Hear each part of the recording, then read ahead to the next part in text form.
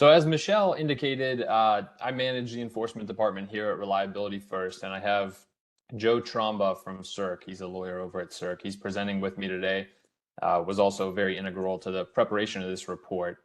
And before we move into the preview in a little bit more detail, I do want to level set a bit about what today's presentation is. So this is a preview of the forthcoming CIP themes report. So it hasn't been published yet, but we are optimistic that it will be published at some point here in the next several weeks.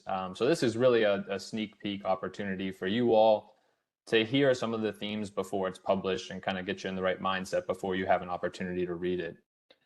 And Joe and I have been very close to the development of this report, so we can spend hours talking about the themes, the approach to identifying them, the underlying examples, the suggested solutions that we spotted across a lot of different cases and through conversations with industry, with our peers.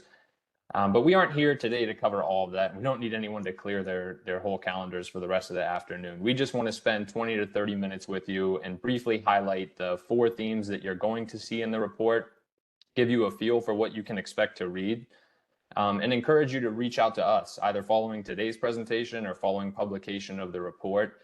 If you want to schedule kind of one-on-one conversations or private briefings or talk through things that you're experiencing at your entity, we encourage you to do that. We've already started doing that a little bit with entities, and we're always happy to schedule those and have those conversations so that we can tailor it to each entity that is experiencing any of these issues or might be experiencing them. So the general structure for the rest of this presentation, we're going to start with what is the report and what's its purpose. And then we're going to have dedicated placeholder slides where we're going to talk through each of the 4 themes that we identified. We're not going to cover all of the examples from the report, but we'll try to highlight at least 1 or 2 from each of the themes and talk about some of the suggestions for addressing those. And then before closing with Q&A, we also will have a slide that kind of covers next steps. And some of that is what I've already talked about a little bit, but publication, timeline on presentations, we'll be presenting at board meetings. We'll be talking about this in supplemental outreach. So we'll get into a little bit of that. So we can go ahead and move to the next slide, Michelle. So the 2024 CIP themes report, what is it? The regions in NERC, we engage in targeted outreach every year, and we're trying to communicate things like trends. So you'll see articles published in Reliability First, for example, on most violated standards or standards that have the highest risk violations. So that's regular outreach for us in our annual reports and in other forms. And we also try to cover things like important developments. But the themes report is really something different than that. It's something more than that. It's designed to identify and evaluate broader violation themes over a multi-year period and share those themes with industry, along with possible resolutions to them. That's where you get into the suggestions. And when you eventually read the structure of this report, each theme is structured in a way where we have observations. So really that's some of the background and the detail on what the theme is and some of the definitions. We have examples. So that's going to be actual case examples that support each theme. And then we have a suggestions or solutions section. Again, none of which is mandatory, but things that we've seen be successful for some of the entities that we work with. And while industry excels at many aspects of cyber and physical security, this report isn't intended to highlight those high points. It's intended to highlight areas of improvement. So these are pain points in programs. And our goal here isn't to discourage or say that the sky is falling, but rather we're just trying to drive continuous progress towards a reliable power system. And there's always room for improvement. So really that's the purpose of the report. As far as the substance and preparation, I talked a little bit about the themes, but it's based on ERO-wide cases, so from coast to coast. And in enforcement, which Joe and I both work in, we have an abundance of interesting information. Each violation, which there are roughly 1,300, 1,500 per year in the ERO, is a story. There are main plots, subplots, root causes, contributing causes, suggested or possible solutions, some of which are successful, some of which aren't. And we get to see all of these unfold on a case-by-case basis. So when you zoom out and you look at that overall number ERO-wide, in our day-to-day work in each of those individual cases, we're trying to work with entities one-on-one, mitigate the issue. So that's correcting it, preventing it, and also trying to process those violations, make determinations as to whether sanctions may be appropriate or whether it's eligible for some other disposition track.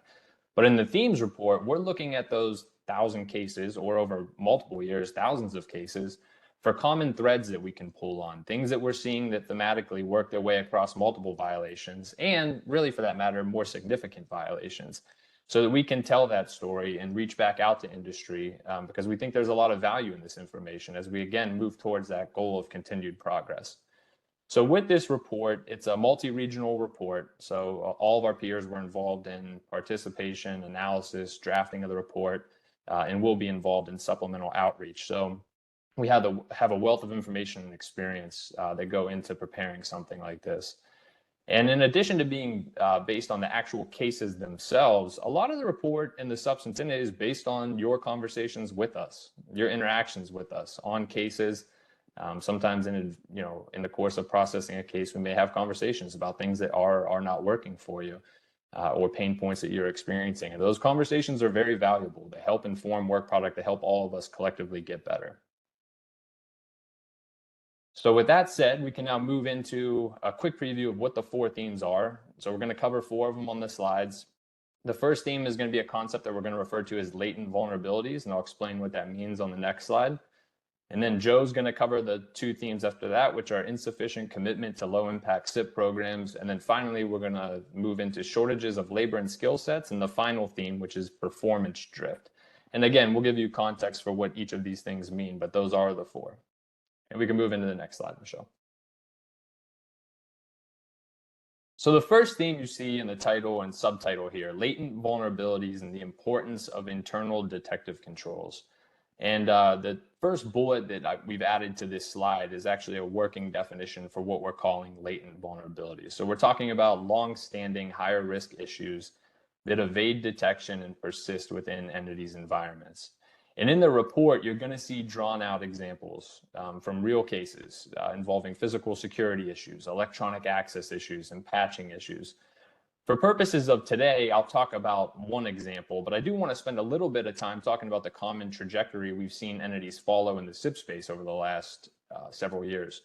So if you rewind back to the 2015-16 timeframe as we're transitioning into CIP version 5, the regions observed many entities that experienced fall downs. So they were running high and medium impact programs, or they were trying to implement them, and they struggled out of the gate. So what we saw there when we refer to these as kind of quote unquote fall downs was violations across several standards and requirements with long durations, overlapping root causes. And many of the issues in those cases could be tied back to themes that were actually outlined in prior iterations of this report. So if you notice, this is the 3rd edition. We had 2 prior editions of this report. One was published in 2015 and one was published in 2018. And in those, you saw themes like organizational silos, disassociation between compliance and security. So we really saw entities struggling in those areas. And those old reports are still valuable today. I mean, there are far fewer examples of these sorts of fall downs.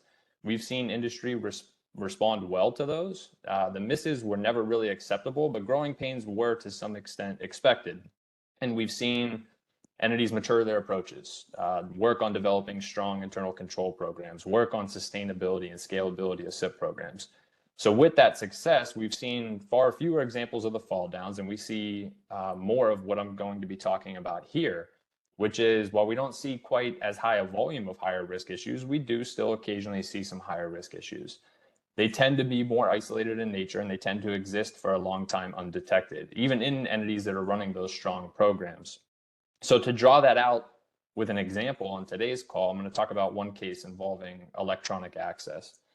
So in a particular case involving electronic access, there was an entity inadvertently had allowed thousands of unauthorized users to access BCSI for several years.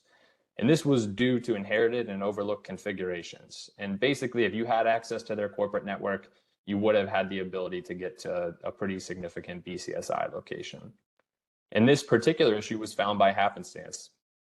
A staff member was helping train a successor to take over her role and noticed in the course of that training that she still had access to things she shouldn't. She could still see things that she shouldn't be able to see. And this is kind of an environment where it was see something, say something. So they raised that, they investigated it, determined the scope of the issue, which was pretty broad, and worked on getting it corrected. But if you drill down and start looking at, okay, well, what went wrong here and how was it missed for so long? In this particular case, this entity also utilized a recurring detective control for the duration of this violation. And we just saw it consistently failing. And what was happening was that the access review process of this particular entity relied on, or at least had an opportunity to rely on, inaccurate or incomplete lists. So that detective control also, to some extent, created a false sense of security that things were okay when they weren't. And we see many entities that deal with issues like this. They have mature SIP programs and they have mostly well-designed and strong internal controls, but they experience some of these failures, which call for, to some extent, tightening things up a bit, finding areas where you might want to drill deeper. And that's where we move to suggestions in a report like this. And we're going to talk about things like, what is the resource allocation to detective controls? What are you doing as far as development, implementation, testing, and execution? Looking at the types of evidence you rely on for your detective controls. In this particular case, was it the best evidence they were relying on? Was it source records from individual assets and systems? Or were they relying on things like summaries or manually populated reports? They carry with them the risk of being incorrect and allowing an issue like the electronic access one that I discussed to go undetected for a very long period of time.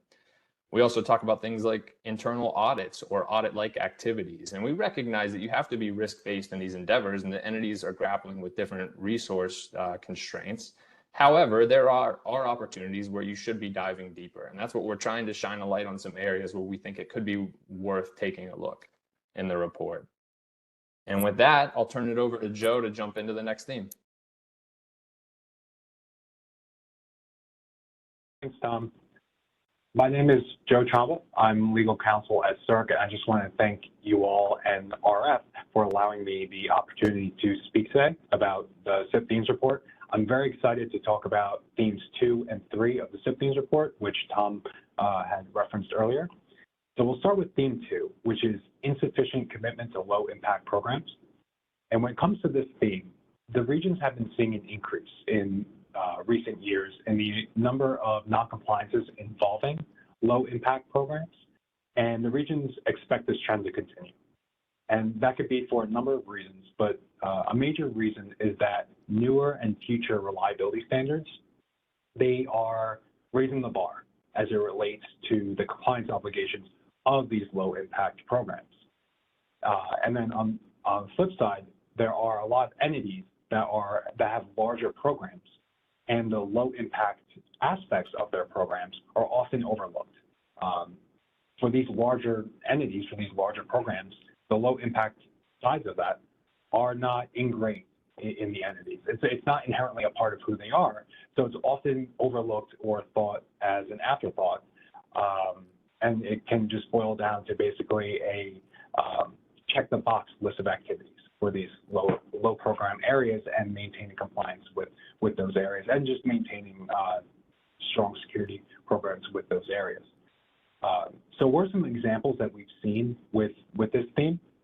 We've seen a lot of cases where there are, and there's two aspects here. There's the failure to create security plans, and then the failure to make sure that those security plans that are created are actually maintained and enforced over a long period of time. So taking just the first one for a second, failure to create plans, that goes back to what I was referencing earlier, where oftentimes it may just be looked at as an afterthought and completely overlooked. So you will see a complete failure to even implement security plans for low impact sites or assets. And then on the other end of that, there's the entities that they create the security plans, is all set in place, but then they overlook the implementation of that. Maybe they get really lax with their implementation over a long period of time. Maybe they implement it, they enforce it, and as time goes on, they just start to pay less attention, and they're unaware of what's going on in their low impact environments. So those are a lot of the issues that we've been seeing in cases with this theme. Then we get to the recommendations. So, how do you address insufficient commitment to low impact programs? This one might be a bit on the nose, right? Provide sufficient commitment to your low impact programs. But what does that mean? What does that look like? Review your programs, right? Review your programs as it relates to the low impact assets and low impact sites, and make sure that they're getting the attention that they need, the resources that they need.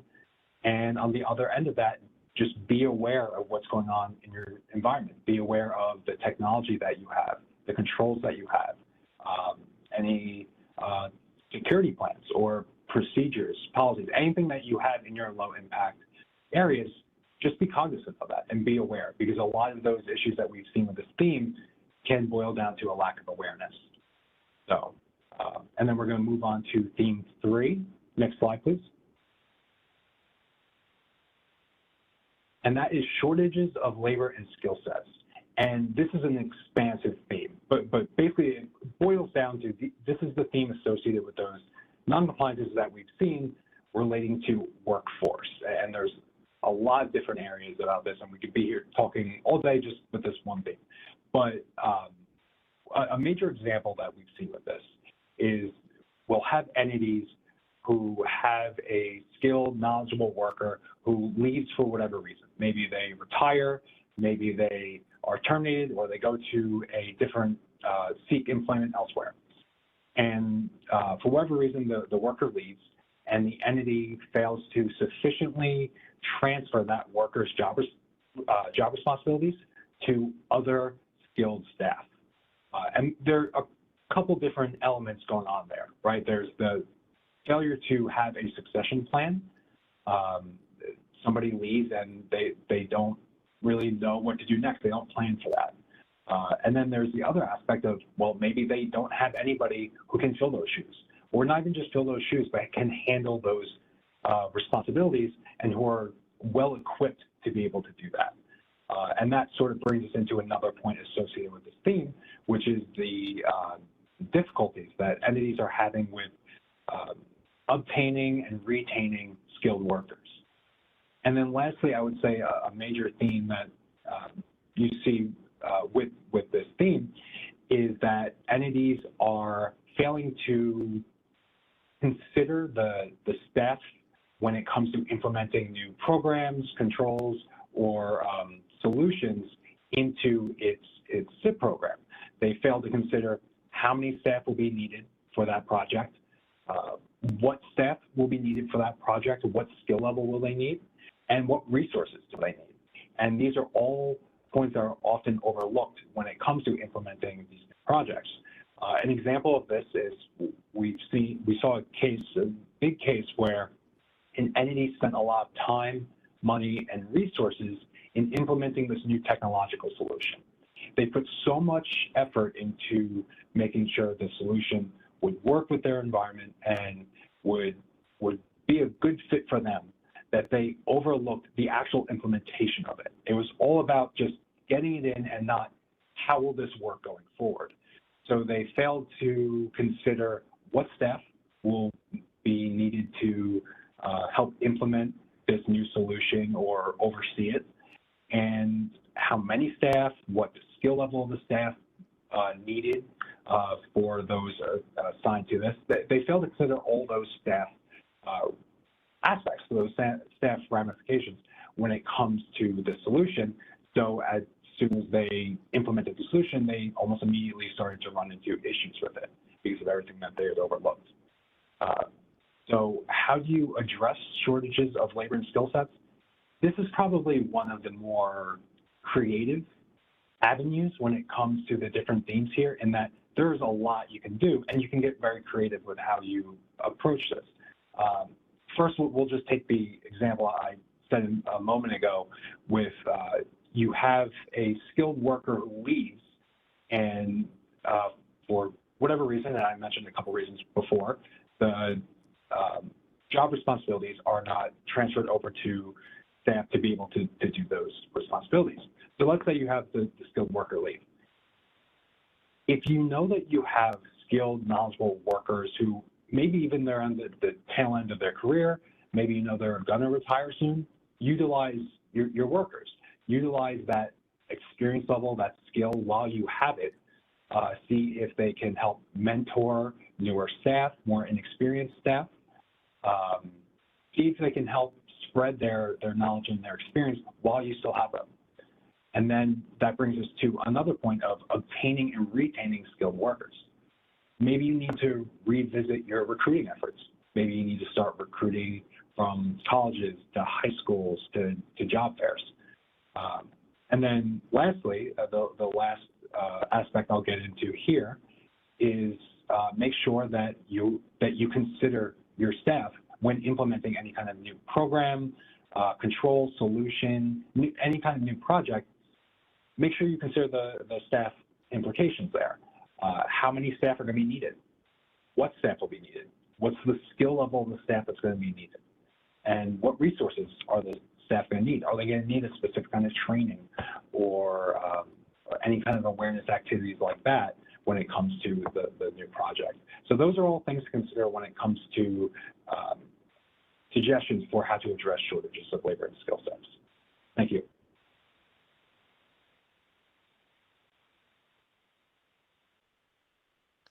Moving into the final theme of the report and the final theme to discuss on today's call, we title it Performance Drift. And really what we're seeing here are physical security issues as markers of performance drift and apathy.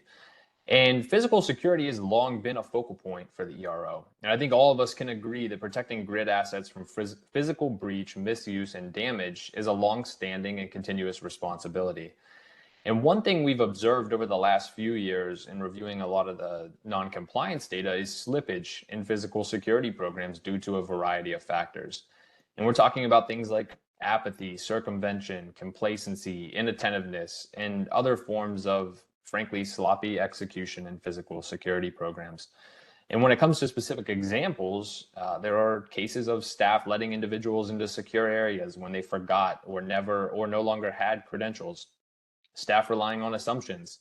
The badge reader must be broken, so I'll open the door for them or lend them my badge.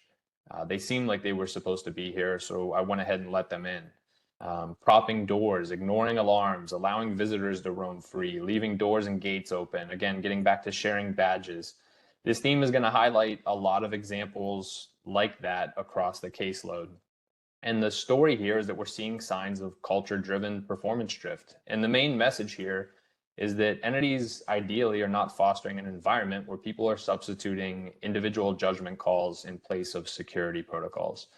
That it's too high stakes of a game and it's too important of an arena that those security protocols exist for a reason and they need to be followed. And when we talk about highlighting the types of solutions that you see in a theme like this, we're going to be focusing on things like testing your organization for signs of performance drift in the physical security side of the house. Considering programs like physical penetration testing, how are you going to design that? How are you going to implement it? Can you share anonymized results and share examples, real world examples with staff about how simple acts and situations can be leveraged by bad actors? And this is particularly important when you see signs of social engineering actually being utilized out in the real world. So this is an important topic and one that we need to pay close attention to. You can move into the next slide, Michelle. So before Q&A, I said I would talk a little bit about next steps, and really you see them here on the slide. We're going to go ahead and publish the report here, hopefully within the next several weeks. Again, today was kind of the sneak peek or preview of it, but there will be additional webinars, conferences, workshops. We'll be talking about it quite a bit. Again, private briefings is a very important one. I encourage, if you have any interest in setting up a call, kind of a tailored conversation one-on-one with your entity, please reach out to us. We'd be happy to do that and talk about examples or talk about things you may be experiencing that might be related and help kind of tailor some of those suggestions or solutions. You'll hear about it at board meetings. And again, on the supplemental outreach side, we hope to tack onto this and drive down a little bit deeper and maybe publish some specific newsletters or host some specific webinars on kind of, individual follow-up topics. So for instance, pull out one suggestion from one theme and let's really expand upon it with a lot of detail. So that's what we're thinking as far as next steps. We look forward to continuing to press this and get the word out on it. And now we could transition into Q&A if anyone has any questions. Thank you, Tom and Joseph. This was a great overview of what we can expect when the report is published later this summer. So I do have a few questions for you that came in through Slido. We'll try to get through these. So the first one, do you think upcoming CIP standards on internal network security monitoring will help address the latent vulnerabilities? Yeah, Joe, I could jump in on that one. I mean, I think that, yeah, there's a chance that as standards kind of continue to evolve and we pick up new things, like internal network security monitoring, that we may be able to help ferret out more issues along the lines of what I'm discussing here today. But I do think that the theme itself and some of the examples in it are centered more on existing holes within programs and vulnerabilities in a broader sense, not just necessarily a vulnerability associated with a patch or a particular thing, but we're talking about, do you have some weakness in your program as it sits there today that's evading controls that could be leveraged if someone were to ever end up in your environment? So while I do think some of those new standards can help, I do think that a lot of the suggestions that you'll see in a report like this are worth talking about internally at your entity to try to really do a deeper dive in some of these areas and close any holes in your programs that may exist. Great, thank you for that answer. Moving on to the next question, what advice do you have for low impact programs, especially programs in their infancy, possibly a new GOP or IBR resource? Yeah, so I would say it goes back to that awareness thing, because when you look at what I basically said with low impact programs, and you'll see a lot with the report, awareness is a big component of it. So especially if you're in your infancy, that's a great opportunity, right? You're in your infancy, you're setting the stage for what this is going to look like. So if you start early with that, you have your plans in place of what you're going to do, and you know how you're going to do it. You have the foresight to think this is how it's going to be implemented. You're setting yourself up for success, I would say, early on.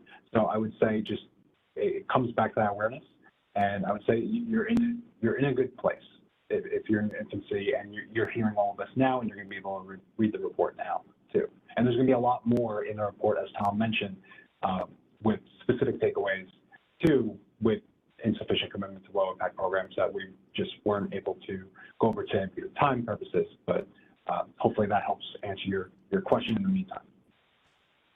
Yeah, that was perfect. Start early and start planning ahead of time. So that's great. I'll move on to the next question here. So regarding the shortages of labor and skill sets needed, the threat landscape is constantly changing, as are the technologies. Is there any training that is recommended to keep our teams up to date on the latest risks or vulnerabilities, plus NERC's expectations regarding standards and requirements? That was kind of a long question, but is there any training recommended to keep our teams up to date? Yeah, I mean, and so this could be broad, right, when it comes to this category, because there's so many different aspects of this. It's like I mentioned earlier, it's a very expansive theme. It's not like it relates to one specific standard or requirement. So I would say, speaking from the SERC perspective, we have a lot of different training. I know Michelle had referenced earlier SERC University, which can help bring you up to speed on a lot of things, as well as a lot of modules on our SERC website. And we also have an outreach and communications team that can help with a lot of questions that you may have specifically when it comes to any kind of training. I know they do a lot of training. So just from the SERC perspective, I would reference the SERC University, the modules on our website, as well as reaching out to any contacts that you may have at SERC, or if there are specific points, you can always reach out to me, and I'd be happy to redirect you at SERC to who could be best equipped to help address your question. Yeah. Thank you, Joseph. Yeah, so just to reiterate again, SERC University is a new e-learning module on SERC's website. And then also at Reliability First, we do have an assist visit program. If you do have any questions, you can enter them through our assist visit program, and we can work with you one-on-one on those questions. Moving on to our next question, and this is our final one regarding physical security. Do you get the feeling that protocols are too difficult or too stringent, where workers are looking for workarounds and shortcuts, which leads to some of the drift? Is there a way to simplify the rules so that workers are less likely to break them? These are tough questions. Yeah, they are, and you know, sometimes there's imperfect answers. I mean, we do hear and see that occasionally. I mean, another thing you talk about when it comes to physical security is sometimes, you know, there's high volume, continuous, or repetitive acts, which, when performed over a period of time, might lend themselves to an individual forgetting the importance of the act itself, or just, you know, drifting in the importance of it. So, I mean, you know, my answer is maybe, but I think that's where you get into some kind of tailored solutions and taking a look at what are the particular protocols. But in a lot of these arenas that we're talking about, when you talk about SIP 6 and the areas we're protecting, or you talk about, you know, SIP 14, R4 through 6, and some of the physical security plans, this is very important work. And sometimes those protocols are very stringent for a reason. We don't ever want to make something so difficult that people try to find a way around it. But in an arena like this, I do sometimes think that it's important enough that we really need to kind of stick to those protocols and that they were designed for a reason. And hopefully entities have kind of communication paths internally to discuss that when they're designing them, implementing them, maybe conducting some follow-up as they analyze them. Are they successful? Are they not?